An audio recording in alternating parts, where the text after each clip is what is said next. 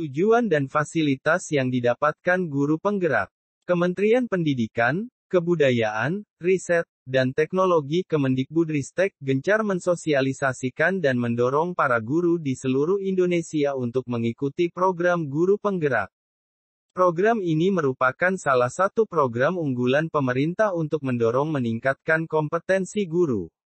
Untuk mengikuti program ini, setiap calon peserta pendidikan guru penggerak wajib mendaftarkan diri melalui portal layanan program GTK Kemendikbud melalui situs https://sekolah.penggerak.kemdikbud.go.id/guru penggerak. Program Pendidikan Guru Penggerak PPPGP, merupakan program pengembangan keprofesian berkelanjutan melalui kegiatan pelatihan dan kegiatan kolektif guru. Tujuan dari program ini adalah untuk memberikan bekal kepada para guru berupa kemampuan kepemimpinan pembelajaran dan pedagogi sehingga harapannya mampu menggerakkan komunitas belajar, baik di dalam maupun di luar sekolah.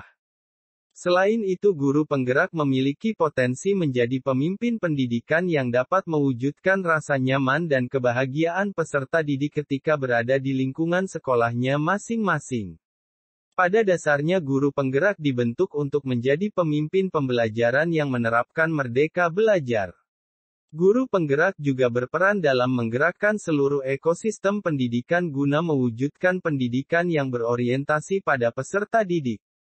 Di samping itu, guru penggerak merupakan pendorong dalam upaya peningkatan kualitas proses pendidikan di sekolah yang nantinya akan menggerakkan seluruh ekosistem sekolah untuk mendukung proses dan hasil belajar peserta didik.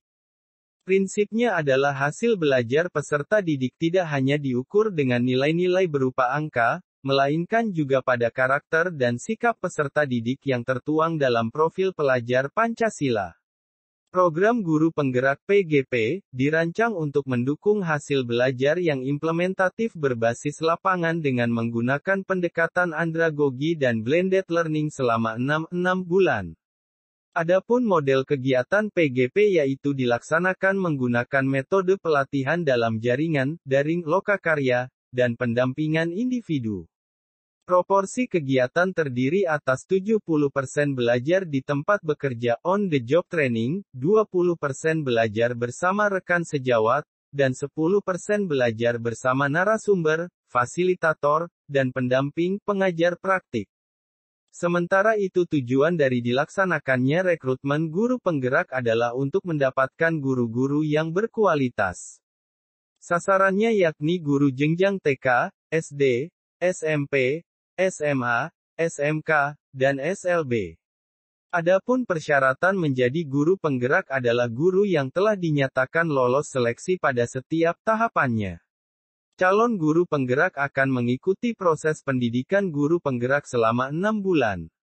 Dalam proses pendidikannya, calon guru penggerak akan mendapatkan materi secara daring dari instruktur, kemudian mendapatkan fasilitasi pembelajaran secara daring, untuk berdiskusi, elaborasi, refleksi, dan penugasan dari fasilitator.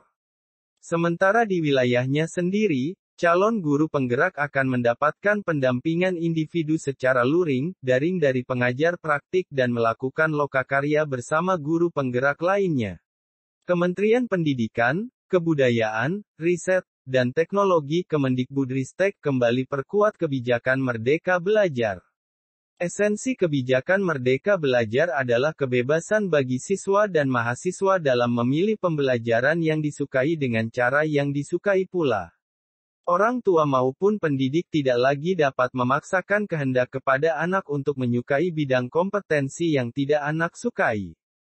Manfaat kemerdekaan belajar tidak hanya bagi siswa dan mahasiswa melainkan bermanfaat bagi satuan pendidikan dan kampus untuk melakukan inovasi proses pembelajaran. Kebijakan Merdeka Belajar pada prinsipnya dirancang untuk memprioritaskan kebutuhan anak selaku pelajar dengan harapan dapat menjadi jawaban atas kebutuhan peradaban saat ini dan di masa depan.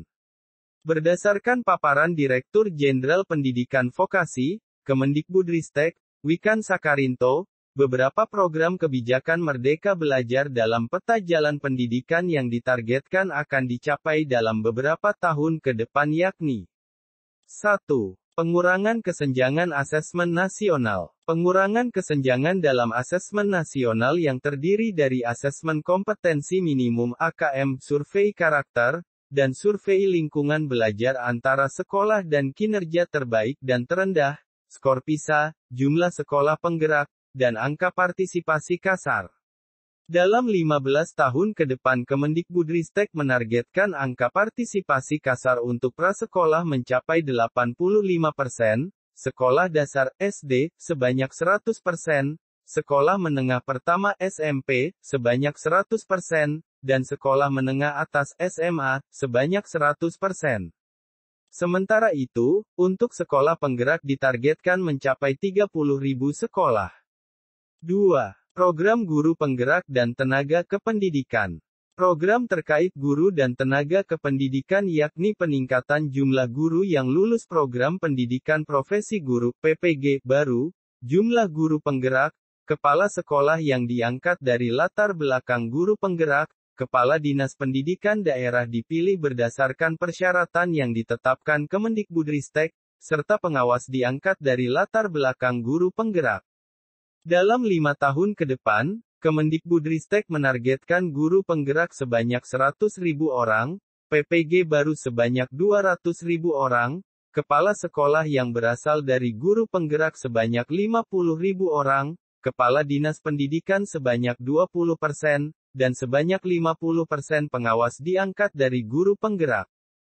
3. Pendidikan vokasi. Pendidikan vokasi dan perguruan tinggi dalam waktu 5 tahun ke depan akan ditargetkan memperoleh angka partisipasi kasar pendidikan tinggi mencapai 37,6%. Lulusan akan mendapat pekerjaan yang layak. Untuk lulusan sekolah menengah kejuruan SMK, sebanyak 80%, pendidikan tinggi vokasi 80%, dan pendidikan tinggi 80% dengan rata-rata penghasilan minimal upah minimum regional UMR, sampai dengan 1,5 kali UMR. Di samping itu, pengajar yang memiliki pengalaman atau sertifikasi industri, untuk SMK ditargetkan sebanyak 75%, pendidikan tinggi vokasi ditargetkan mencapai 75%, dan pendidikan tinggi ditargetkan sebanyak 50%. Sementara itu, lulusan D4 dan S1 yang menghabiskan 1 semester di luar kampus ditargetkan sebanyak 50%. 4. Bidang tata kelola. Pada bidang tata kelola, Kemendikbudristek akan fokus pada beberapa program diantaranya belanja sekolah yang dilakukan secara non-tunai di daerah non-3T, anggaran pendidikan yang ditransfer langsung ke sekolah, serta kontribusi sektor swasta untuk sektor pendidikan dalam persentase PDB.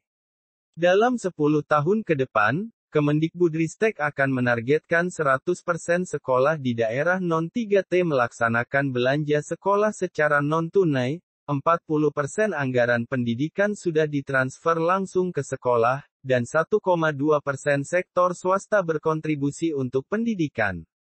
Edukasinfo.com